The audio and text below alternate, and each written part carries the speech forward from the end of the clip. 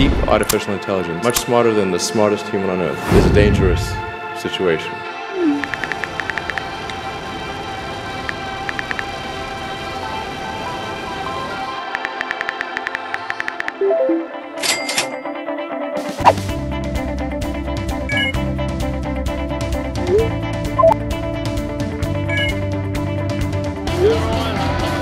What an electric car can do. That maybe would make some progress.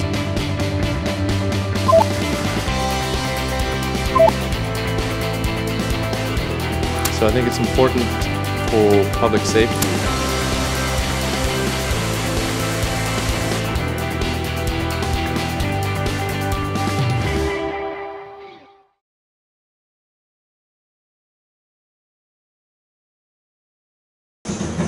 네, 안녕하세요. 저는 가천의대 내분비학과의 이시훈 교수입니다. 많이들 와주셔서 감사합니다.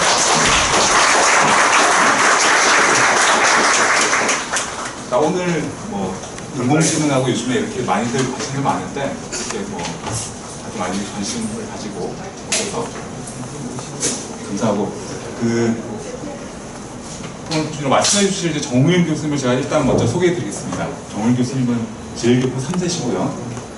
정우민, 한국 이름 쓰고 계시고 아까 보니까 한국 여권도 갖고 계셨는데 일본에서는 이제 테이위치라고 좀 알려주시고 학력은 동경대학 의학부 졸업하시고 박사를 계시고 그 이후에 저도 같은 내분비내과를 전공하신 다음에 하버드 의과대학에서 조교수 하시다가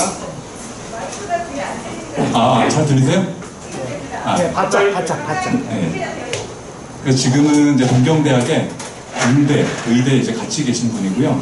그러니까 제가 2000년대 초반에 이분한테 가서 이제 가르침을 청한 적이 있는데 요즘에 많이 이제 말하고 있는 융합에 있어서의 몸소 보여주고 계신 그런 것들을 이제 제가 배우러 이제 갔었고요. 그런 것들이 지금 한 10년, 15년 흘렀는데 그 이후에 어떤 결실을 맺고 있는지 이런 것들에 대해서 계속 제가 주의 깊게 보고 있고 그런 말씀을 오늘 드릴 것 같습니다. 오늘 주로 인공지능하고 도덕에 대해서 말씀드릴 것 같고요. 넘겨드릴까요?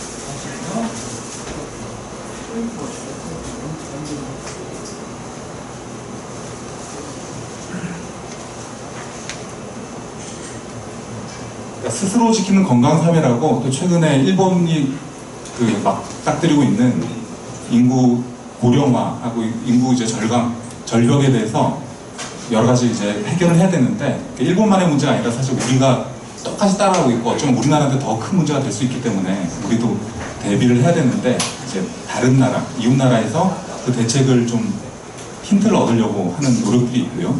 그런 것들을 그런 거의 일환인데 일단은 우리 스스로가 건강해야지 스스로 건강을 지키는 사회. 어떻게 보면은 나이 들어서도 계속 일해야 되는 이렇게 볼 수도 있지만 스스로 건강하게 모든 걸 지탱해야 된다. 그리고 또 하나는 이제 로봇하고 우리가 같이 살아야 되는 그런 시대가 조만간 생각보다 빨리 올 수 있는데 그러기 위해서는 로봇가 가져야 될 인공지능이 그러니까 옳고 그름을 어떻게 판단할지 이런 것들에 대해서 실제로 구체적으로 하고 계신 것들을 소개해 드릴 것 같고요. 좀 넘겨주세요. 이게 일본에 보면은 아주 고급스러운 신문은 아닌데 석간 신문인데 동경대학 합격자에 대해서 하극상 이렇게 어느 고등학교가 동경대학을 많이 갔는지 이런 것들을 보여주거든요. 우리나라도 옛날에 서울대학에 얼마나 많이 갔는지 이런 걸 보여줬는데 그게 좋은 건지 모르겠지만 하여튼 이렇게 돼 있고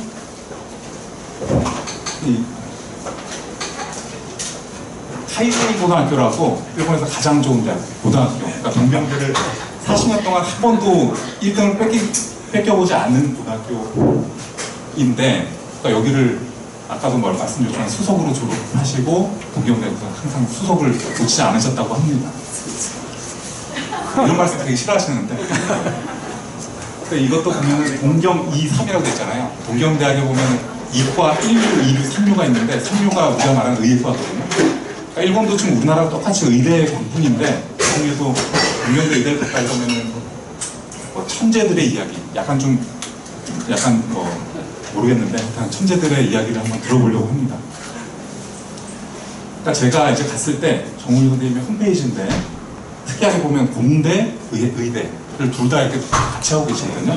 그러니까 임상을 하신 의사로서 의학계에서 또 공대에서 그러니까 연구실이 이렇게 두 군데가 있는데 이거는 공대 연구실, 의대 연구실. 우리 항상 말하는 융합 이제 말은 많이 하는데 실제로 어떻게 할지에 대해서는 구체적으로 말하는 경우는 많지 않은데 이런 것들을 어떻게 하고 계신지를 항상 이제 주의 깊게 보고 있고 사실 오늘 말씀드릴 거는 그 중에도 최근에 보면은 여기 보일지 모르지만 동경대학 도덕감정 수리공학 그러니까 아까 말한 도덕이라든지 감정이라는 거를 어떻게 디지털화하고 우리가 제어할지에 대해서 이제 구체적인 연구를 하고 계십니다.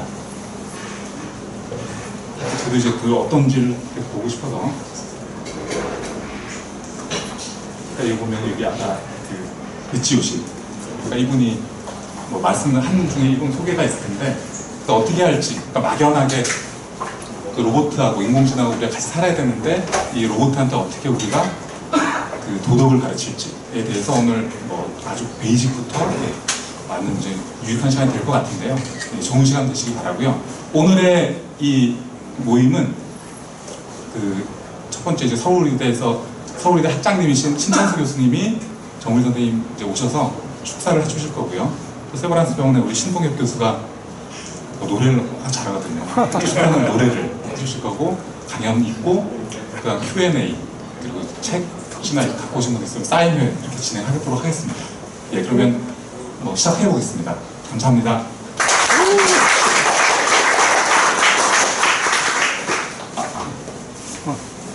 신창호님의 이제 축하의 말씀 들어보겠습니다.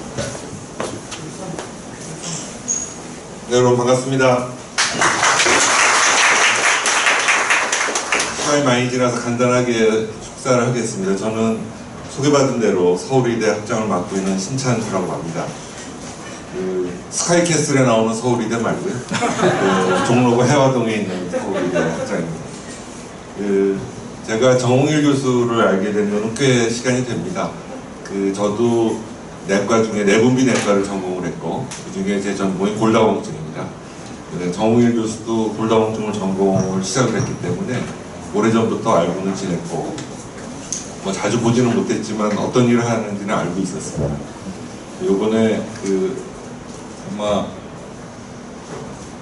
동서고금의 그 도덕 사상을 갖다가 그 구조를 분석하고 또 분류해가지고 그걸 어떻게 그 인공지능 엔진에 탑재할까 하는 그런 책을 발간을 하셨고 우리 또 같은 내분비내과 전공을 하고 있는 가천대 이시훈 교수께서 그걸 번역을 해서 오늘 출간 기념을 하게 돼서 제가 너무 기쁜 마음에 축하 인사를 드리러 왔습니다.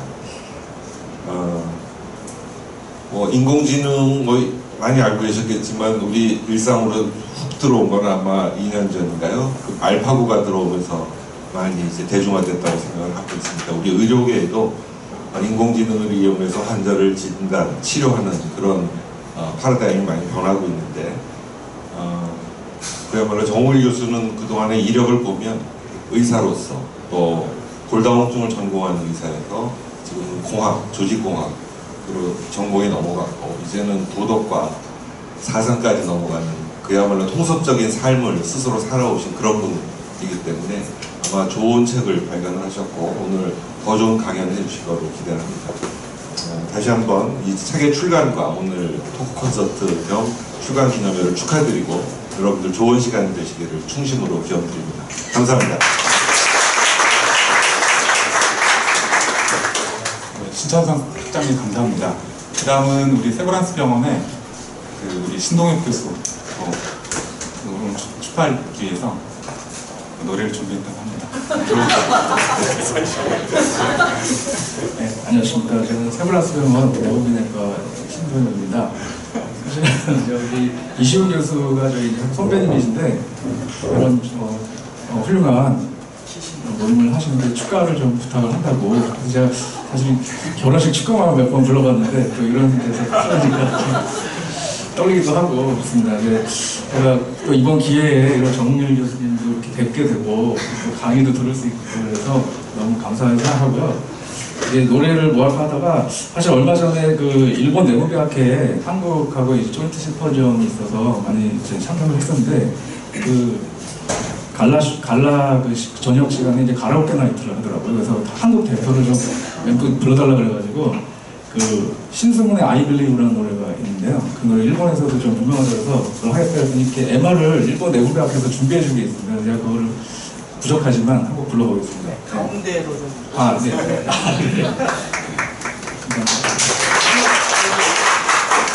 그냥 테스트만 하겠습니다.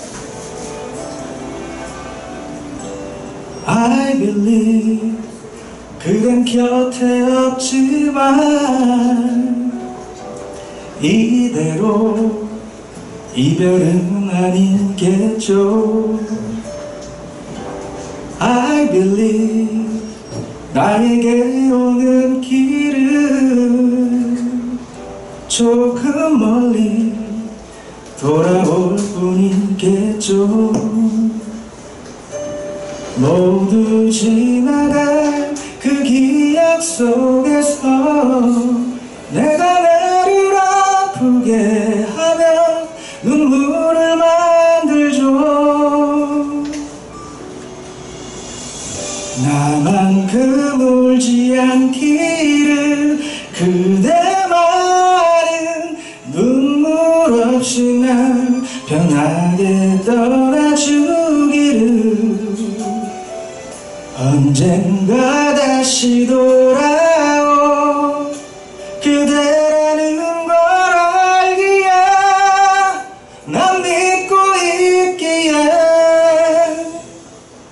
기다릴게요. 난 그대여야만 하죠.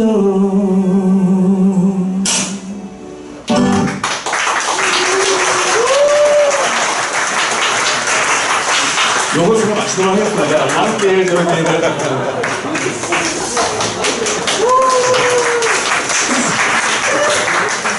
네, 그럼 본격적으로 정우일 선생님의 강연을 시작하겠는데요. 정우일 선생님이 한국말을 잘하시는데 또 더 잘하시려면 조금 준비가 필요하다 그래서 아마 오늘 일본말로 강연하실 것 같고요. 통역은 우리 또 이지혜 변호사라고 이제 한국에서 공부 마치고 일본 가서 일본 뭐 유수에 와세다 과대를 졸업하고 일본에는 아주 좋은 그 로펌에 일하고 있는 이지혜 변호사가 기꺼이 오늘 통역을 해주신다 해서 너무 감사합니다. 그러면 오늘 강연을 시작하도록 하겠습니다. 네, 정우님.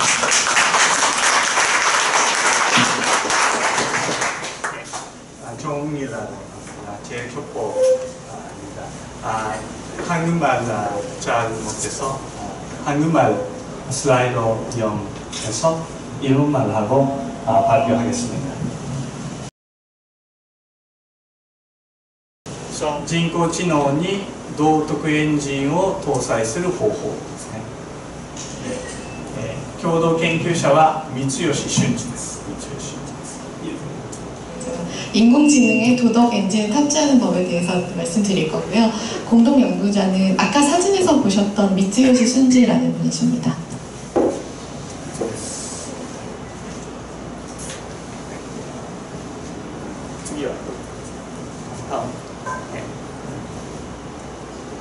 そうだ。背景は多様性と道徳性っていうものがどういう関係にあるかというところです。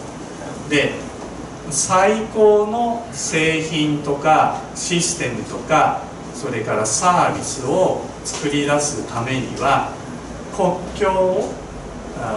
境とか分野に関係なくですね、英知を集めてこないといけないということがあります。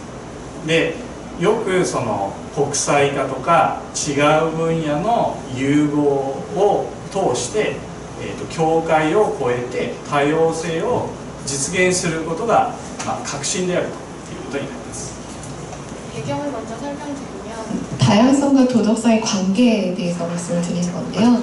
최고의 상품이나 시스템, 서비스를 만들기 위해서 국경이나 그리고 분야 관계없이 가장 중요한 것은 예지를 모을 필요가 있다는 것이고요. 즉 국제화나 다른 분야의 융합을 통해서 경계를 넘어 다양성을 실현하는 것이 핵심이 될 거다라는 겁니다. 네, 境界を越えて違う価値観に触れるときにですね、実は我々各自の道徳が試されるっていうことになります。 경계를 넣어서 다른 가치관에 접하게 될 때 실제로는 각자의 도덕 체계를 다시 한번 생각하게 되는 그런 과정이 있을 건데요. で、今はその、グローバリゼーションっていうふうに言われているわけですけれども、その道徳の、根本から今考えない時代に来ているということになります。 사람들이 세계화라고 말씀을 하시는데요. 그러한 지금이기 때문이야말로 도덕을 근본부터 다시 바라볼 필요가 있을 것 같습니다. 例えば、アメリカの大統領みたいな人ですね、よそ者はもう出てけというわけですね。それに対して、いや、全人類は仲良くしなきゃいけないって言ってるわけですけど、これ本当にどっちが正しいのか、どんな根拠があるのか、そういうことを考えなければいけません。 예를 들면 미국의 대통령처럼 다른 사람들, 그 외부인은 다 쫓아내야 된다라는 말을 하는 사람도 있고, 그렇지 않고 전 인류가 다 사이좋게 지내야 한다라는 주장을 하는 사람도 있는데, 어느 쪽이 맞는지 또 그 근거는 어디에 있는지 생각해볼 필요가 있을 것 같습니다.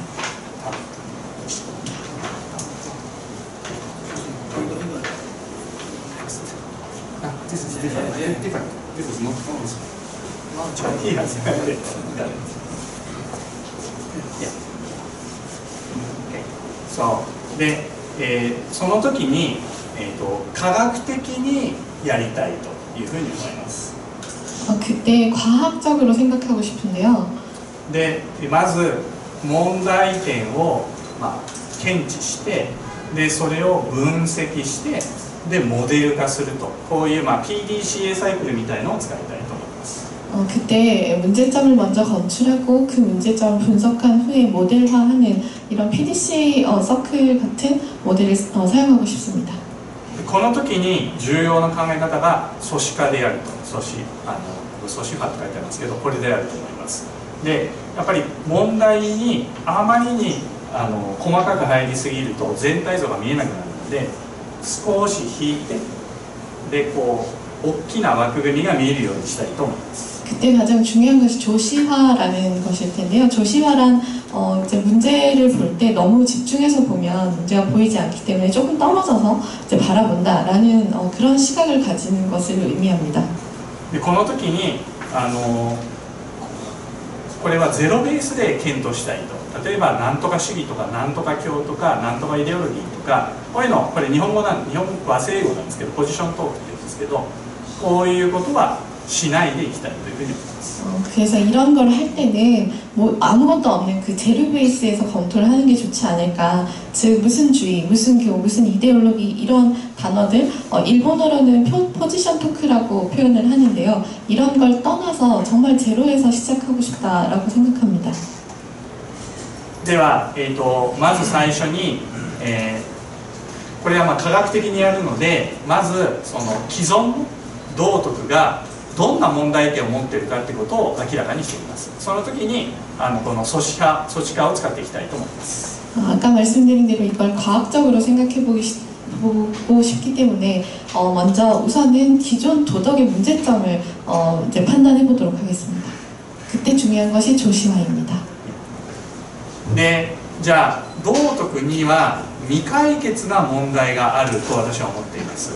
で、これから3つ挙げます。道徳の未解決問題を3つ挙げます。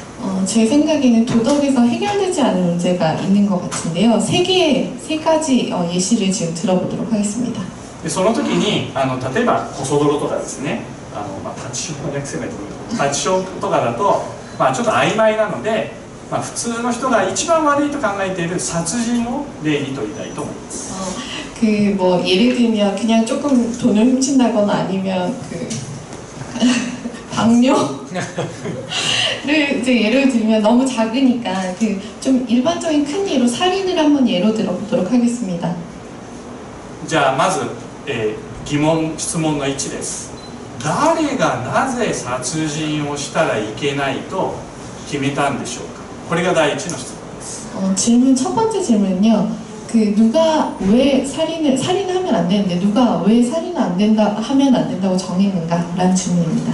これをですね、いろんな人に聞く、特に子供とかに聞くと答えは割れます。いろんな多様な回答があると、例えば神様、仏様、権力者、みんなが決めた、自分で、それから脳が決めたなんていうのもあります。 사람들에게 물어보면, 특히 아이들에게 물어보면 의견이 굉장히 다양하게 나뉘는데요. 그 예를 들면 뭐 신이 정했다, 부처님께서 정했다, 권력자, 아니면 모두, 아니면 스스로 자기가 정했다, 아니면 뇌가 정했다, 사람이 정했다라는 여러 가지 답변이 나옵니다. でこれを組織化して整理してみると、大体ここで分かれて、2つに大きく分けることができます。 이것을 조시화해서 정리를 하면 아까 저 하나님, 부처님, 권력자 요 위랑 아래로 두 가지로 나뉩니다. 一つは、社会の、ある権威のある存在が決めるというのと、あるいは自分の心が決めた、この2つに分かれます。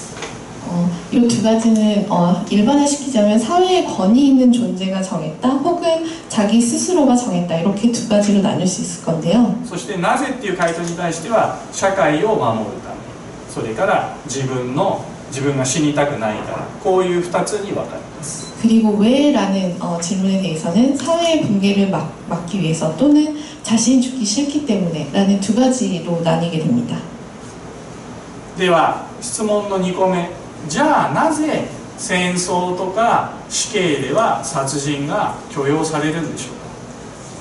그럼 다음 질문인데요. 그렇다면 왜 전쟁이나 사형에서는 살인이 허용되는가라는 질문이 있을 수 있을 것 같습니다. これもですね、答えを特に子供とかに聞くと、こういうふうに分かれていきます。で、国がね、国が奪われちゃうからとか、権力者の命令だからとかですね、やられたらやり返すのが当然だとかですね、そうしないと自分が殺されるとか、そんな風なっていて、やっぱり組織化して整理してみると大きく2つに分けることができます。 이 질문에 대해서도 답변을 물으면 특히 아이들은 정말 답변이 많이 나뉘게 되는데요. 나라를 빼앗기 때문에, 또는 권력자의 명령이니까, 아니면 당했으면 당연히 복수를 해야 되니까, 아니면 그렇게 하지 않으면 자기가 죽을 수 있으니까, 이런 여러 가지 답변이 나올 수 있는데요. 이 또한 조시화하고 정리를 하면 크게 두 가지로 나뉠 수 있습니다. そうすると、一つはですね、なぜの回答は、一つは社会を守るため、もう一つは自分の命を守るためということになります。 이 또한 이제 두 가지로 나뉘게 되는데, 한 가지는 사회를 지키기 위해서, 또는 또 한 가지는 자신의 생명을 지키기 위해서, 이렇게 두 가지로 크게 나눌 수 있습니다. でもよく考えるとこれおかしいですね。そもそもですね、殺人を禁止してない社会なんていうのはないわけなんですね。でもなんでこんな言い訳をするんでしょうかというところが疑問になります。 근데 정말 이상한 것은, 생각해보면 애시당초 그 살인을 금지하지 않는 사회는 없을 텐데 왜 이렇게 두 가지로 답변이 나뉘는지, 이거는 의문이 생길 수밖에 없는데요.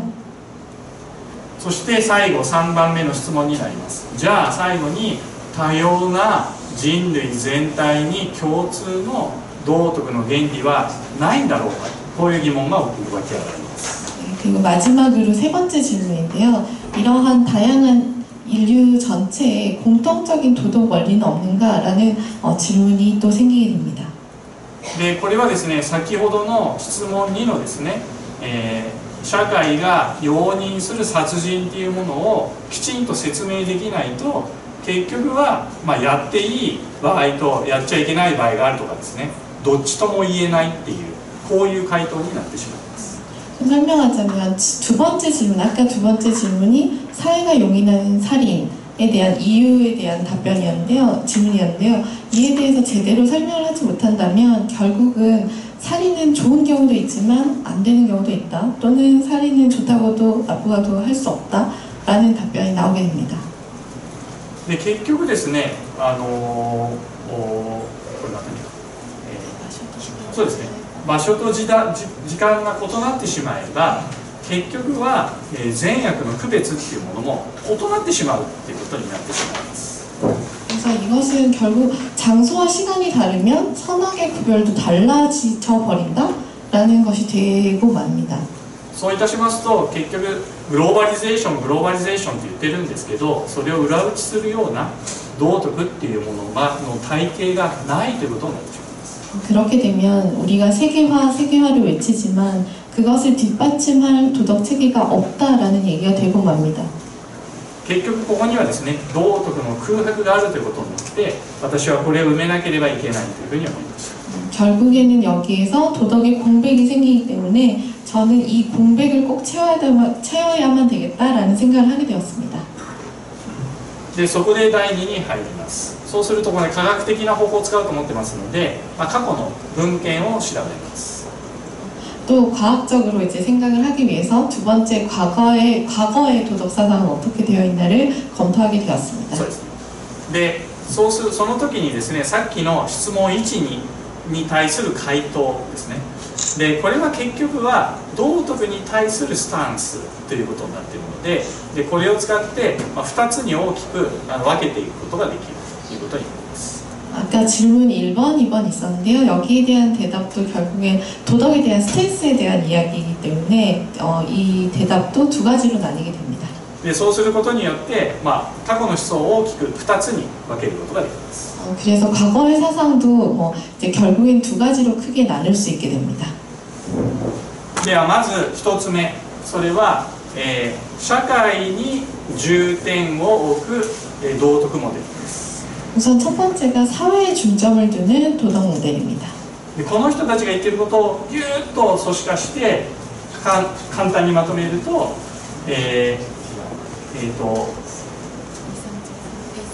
理想的な社会があって、でそこで決定される道徳があるっていうこういうステートメントになります。 이것을 이야기하는 사람들의 이야기를 굉장히 이렇게 짜내서 핵심을 얘기를 하자면 결국에 이들이 얘기하는 것은 이상적인 사회가 있고 거기에 결정된 도덕이 있다라는 내용입니다. で典型はですね、典型的な例はやっぱり宗教です。それはもうキリスト教もそれからイスラム教も仏教も、ユダヤ教もみんなそうなんですけれども、こういうのは明らかにこういうことを言っているわけです。 でそこまでいかなくても、例えば、伝統を重んじるようなものですね、伝統とか慣習を応じるもの、例えば孔子の教え、儒教とかですね、それからアリストテレスが言っているようなこと、こういうことも、ある時代の理想っていうものを基準にしてきっちりと道徳を決めています。 이러한 것을 얘기하는 전형적인 예로서 될 수 있는 게 종교, 예를 들면 기독교라든지 이슬람교라든지 불교에서는 정말 전형적으로 이상적인 사회에 대해서 얘기를 하고 있고요.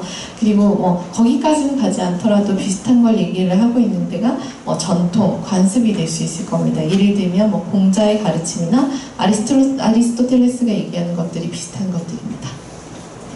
네, これはどういうことかっていうと、結局実際は非常に基準点のようなものがないですね。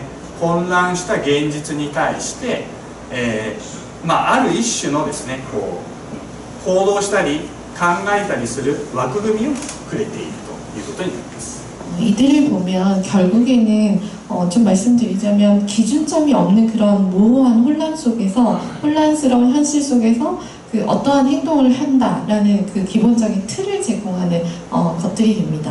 ただしそれは問答無用です。質問しちゃいけない。もうこれはこれですと決まっています。 하지만 이것은 결국엔 문답무용, 질문해서는 안 되는 내용이 되게 됩니다. でこれはですね、当然子供がちっちゃい時とかですね、こういう時に教えるのにはとっても便利な方法で全く否定はしません。 그런데 이것들은 알기가 굉장히 쉬운 것이기 때문에 아이들에게 가르치기에는 굉장히 편리한 툴이 됩니다. 그래서 이를 나쁘다고 할 것은 아닌데요. でもこれはよく考えると、このステートメントはよく考えると、これは特定の社会の神格化であるということになります。 하지만 이것들은 잘 생각해보면 결국에는 특정한 사회의 신격화에 지나지 않는다라고 말할 수 있을 것 같습니다. いわゆるですね、保守とか右翼的な考えというのはこういう感じになっているということになります。 소위 말하는 보수나 우익적 사상이 이런 사회의 신격화에 적합한 것이 아닌가 합니다. でこれに対してこれに対立的な立場は当然これは個人に重点を置くモデル道徳モデルになります。でこれはですねデカルト以前と以後にちょっと分けたいと思います。 아까 그 사회에 중점을 두는 도덕 모델 대립이 되는 모델이 개인의 중점을 두는 도덕 모델이 될 것이고요. 이것은 데카르트 이전의 사상가들의 생각입니다. でこの人たちが言ってることをまたギュッと組織化してまとめると道徳っていうのは個人個人が決めるものであるっていうこういうステートメントになります。 이들이 이야기하는 것을 또 이제 짜고 짜내서 핵심을 찾아보면 결국에는 도덕은 개개인이 결정하는 것이다라는 말로 표현할 수 있을 것 같습니다. でこの例はですね例えば、カンピ氏ですねそれからマキャベリこれはもう明らかにそうで、彼らは社会っていうのは利己的な個人が、戦い合う戦場であるとはっきり言っています。 전형적인 예로서 명확하게 얘기할 수 있는 게 예를 들면 한피자나 마키아벨리일 건데요. 이들은 정말 그 세상이라는 것은 그 이기적인 개개인이 싸우는 전쟁과 같다라고 표현하고 있습니다. それからソフィストとかですねエピクリアンとかですねそれからストア派こういう人たちもですねこういう人たちは唯心論ですね心が全てであるっていうような 그리고 소피스트, 에피큐리아파, 그리고 스토아파도 마음이 뭐 전부다라는 표현을 하고 있습니다. それから老子とか荘子これはもちろんね荘子が一番過激で人間が言葉でする善悪の区別なんてものは全く意味がないということをはっきり言っています。 노자와 장자도 들 수 있을 건데요. 그 장자는 그 누구보다 과격한 사람으로 사람들이 얘기하는 말로 표현하는 선악 따위는 뭐 의미가 없다라고 표현할 정도였습니다. でこれをまたまとめますと、個人の欲望とか、その内容ですねこれを重視していて、正直言って社会を否定していると。でもうほとんど正直言って道徳には関心がないということになります。 그래서 이들이 얘기하고 있는 거는 결국 개인의 욕망 그리고 내면을 중시해야 된다. 그리고 결국에는 사회를 부정하는 그런 표현까지 하게 되고요. 전혀 도덕에는 관심이 없는 이런 생각들을 가지고 있습니다. でこれがですねデカルト以降になるとちょっと変わってきます。ただしステートメントは同じです。 이러한 생각이 데카르트 이후에는 조금 바뀌게 되는데요. 그래도 그들이 얘기하는 그들의 스테이트먼트는 결국에는 도덕은 개개인이 결정하는 것이다 라는 것입니다. で例はですねこれはもういわゆる、ドイツ観念論から、デカルトから始まるですね、観念論西洋哲学の流れが全員入ったわけですね。デカルト、カント、ニーチェそれからキルケゴールとかですねサルトルとか、有名なところ入ってきます。 이러한 스테이트먼트는 결국에는 그 독일의 관념론의 데카르트로부터 시작되는 그 서양의 그 사상의 흐름이 다 들어가 있는데요. 데카르트, 칸트, 니체, 키르케고르, 사르트르 이 사람들이 대표적이라고 할 수 있을 것 같습니다. それからこういう観念論とか違うって言われている経験論とかですね社会契約説とかですねこういうのも実は同じでただしその理性って言われたものが知性であったり、反省であったりそれから想像力とかであったりこういうものに置き換えられているだけです。 그리고 관념론은 틀렸다라고 얘기하는 경험론자나 사회계약서를 말하는 사람들도 결국에는 이들이 얘기하는 것도 도덕은 개개인이 결정하는 거다라는 걸 얘기를 하고 있고요. 다만 데카르트 이후에 그 말을 했던 그들이 얘기했던 이성이라는 것을 지성이나 반성이나 상상력이라는 단어로 바꾸어놨을 뿐이다 라고 말할 수 있을 것 같습니다. それから功利主義もですね観念論とは違って捉えられがちなんですがやはりですねこれは理性を今度の場合は感情に置き換えただけであるというふうに考えます。 그리고 공리주의자들도 결국에는 다르다 관념론은 틀렸다라고 얘기를 하지만 결국에는 이성이라는 단어를 감정으로 바꿨을 뿐이다 라고 얘기할 수 있을 것 같습니다. 言ってることはみんなこれであるというふうに思います。 모두 똑같이 도덕은 개개인이 결정하는 것이다 라고 얘기하고 있습니다. でこれをまたちょっとまとめますとこの人たちがやってることを、ギュッと組織化してまとめると個人を社会とまず分けちゃうんですね。そして社会より上にこれを置くっていうことをしています。 그래서 이들이 얘기하는 것을 굉장히 또 짜고 짜내서 핵심만 조시화해서 핵심만 얘기를 하면 개인을 사회로부터 완전히 분리를 시켜버리고 사회보다 상위에, 사회보다 높은 위치를 시켜버리는 이런 것을 얘기하고 있습니다. 얘기할 수 있습니다. その時の主役っていうのは自由で理性を有する個人になります。 이때 주역이 되는 것은 자유로운 이성을 가진 개인이 되겠습니다. ただしこれ気をつけなきゃいけないのは自由な個人っているでしょうか。私はこれはいないと思っています。これはまあ今回あまり説明しないんですが、ということでもともと前提からいろいろ問題を含んでいる。ちょっと難しいです。 네, 여기서 한 가지 주의해야 될 점이 있는데요. 사실 우리가 자유로운 이성을 가진 개인이라고 했지만 진정 자유를 가진 개인이 있을까요? 이 주제에 대해서는 지금 길게 얘기는 하지 않겠지만 그래도 제가 생각하기에는 이 전제 자체가 잘못되지 않았나라고 생각합니다. ということはこれは結局理想化された個人であってこれは結局は個人の神格化になってしまうということになります。 이것을 풀어서 얘기를 하면 결국에는 이상적인 개인에 대해서 얘기를 하고 있기 때문에 결국 개인을 신격화했다라고 말할 수 있을 것 같습니다. これがいわゆるリベラルであるとか、左翼的な思想の典型であるということになります。 이를 소위 리베럴하다 혹은 좌익적인 사상으로 표현할 수 있겠습니다.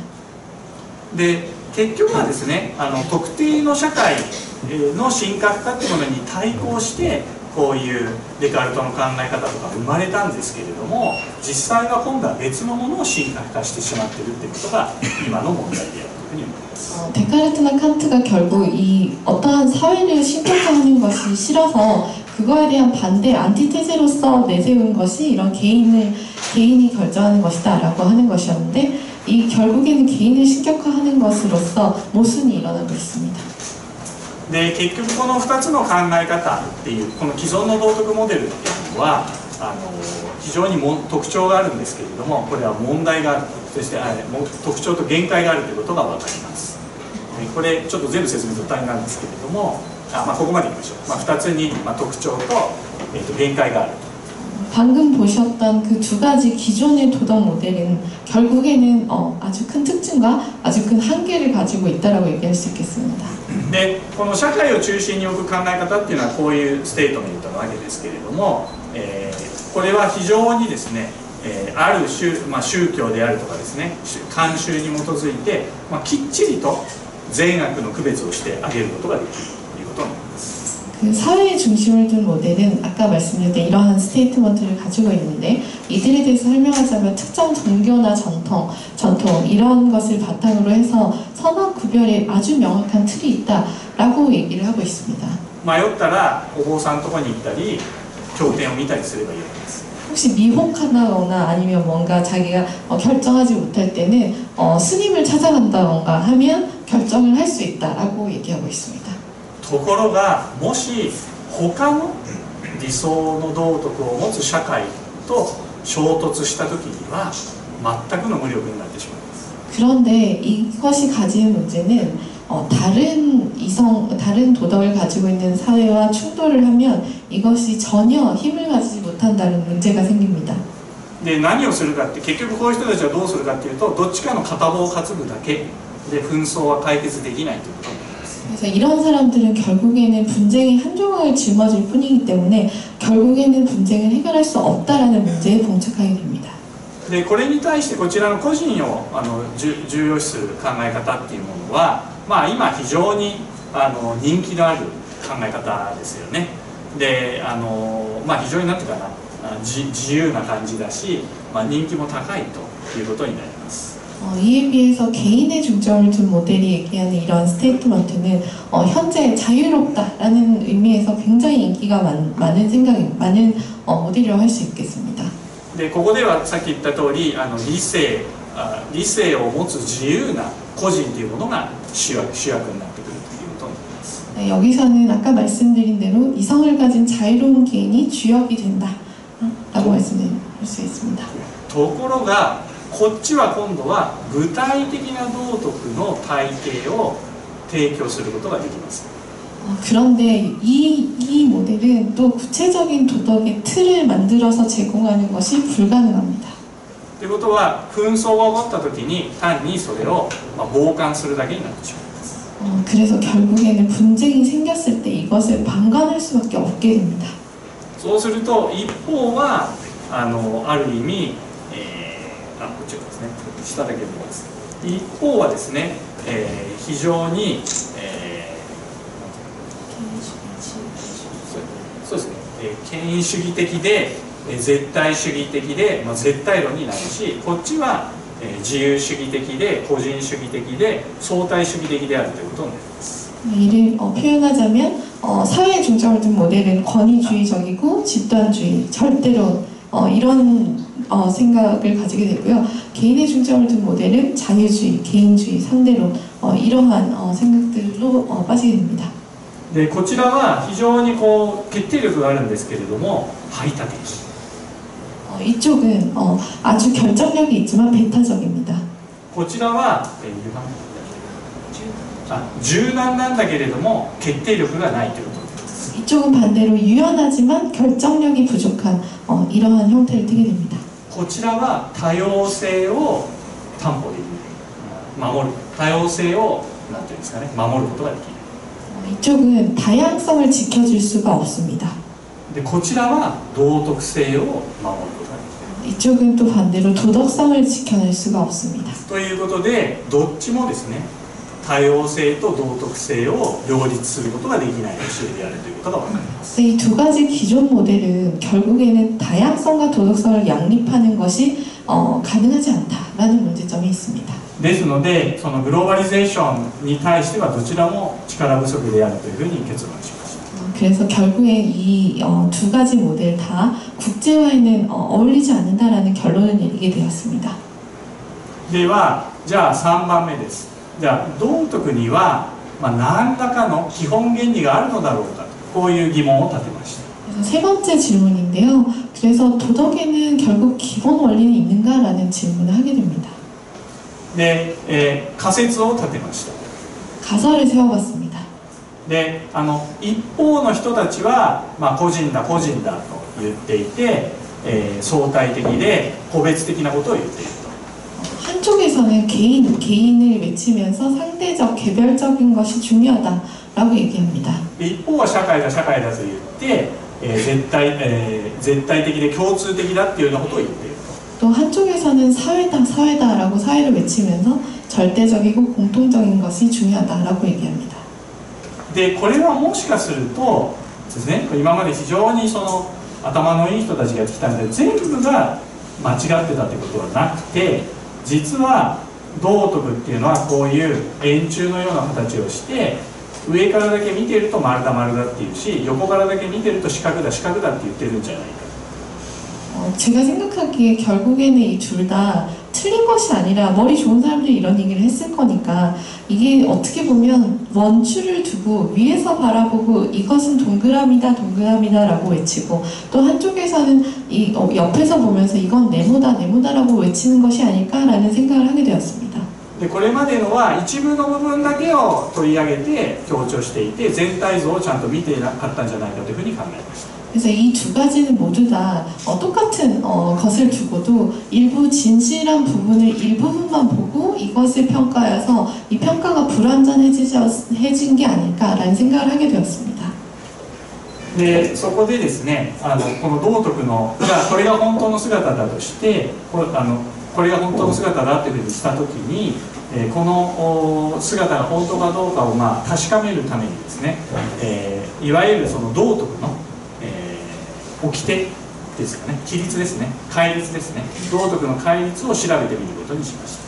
그래서 도덕의 진짜 모습이 무엇인지 확인하기 위해서 구체적인 규정인 그 계율을 조사하기 시작했습니다. そうするとこれはもう皆さんご存知の仏教の誤解になります。 그래서 이것은 처음으로 예를 들면 가장 모두 다들 알고 계실 불교의 5개를 예로 들어보겠습니다. 全部読みませんが、このように5つありまして、で、この他にもですね、いろんな宗教の中で、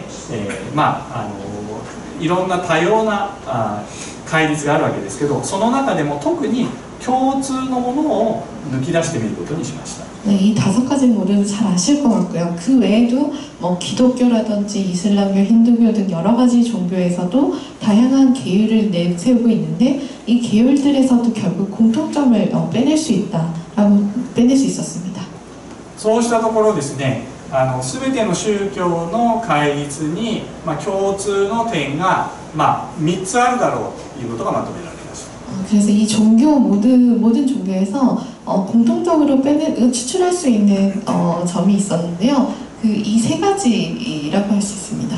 で、人を傷つけてはいけない、あるいは殺してはいけない、 사람을 해치면 안 되고 죽이면 안 된다. 盗んではいけない、人のものを盗んではいけない、 사람의 물건을 훔치면 안 된다. 人に嘘をついてはいけない。 사람이 거짓말을 해서는 안 된다.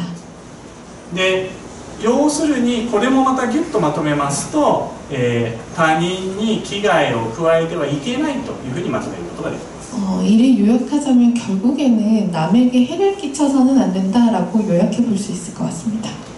ところが先ほど疑問の2でもありましたように、戦争とか死刑ではこれは守られてないわけです。全ての宗教にこれが共通なのに、なぜか戦争とか死刑では守られていない。 그런데 여기서 다시 아까 이번의 의문으로 돌아가게 되는데요. 그렇다면 왜 전쟁이나 사형에서는 이러한 계율이 지켜지지 않을까? 결국 모든 종교에서 이렇게 얘기를 하고 있는데 전쟁이나 사형에서는 왜 사람을 해쳐도 될까라는 의문이 생기게 됩니다. 例がちょっとしか書いてないですけど、例えばキリスト教だったら十字軍だし、イスラム教だったらこの原理主義者のテロとかですね、こういうのがあります。 예를 들자면 몇 개밖에 예를 들지 않았는데요. 십자군 전쟁 또는 종교 원리주의자의 테러리스트들을 예로 들 수 있을 것 같습니다. 私はここで非常に悩みました。結局道徳っていうのはできないことをただこう言ってる理想論だけを言ってるんじゃないか、こういうふうに悩みました。 그래서 여기서 저는 아주 큰 고민을 했습니다. 결국 종교는 이 세계를 얘기하지만 너무 이상적인 것만 얘기하고 있는 게 아닐까라는 의문을 갖게 되었습니다. で、これをちょっと考えたときに、ある言葉に注目するとこれがきちんと解釈できることが分かりました。 근데 이때 제가 하나의 단어에 주목하면 답을 얻을 수 있다는 점을 알게 되었습니다.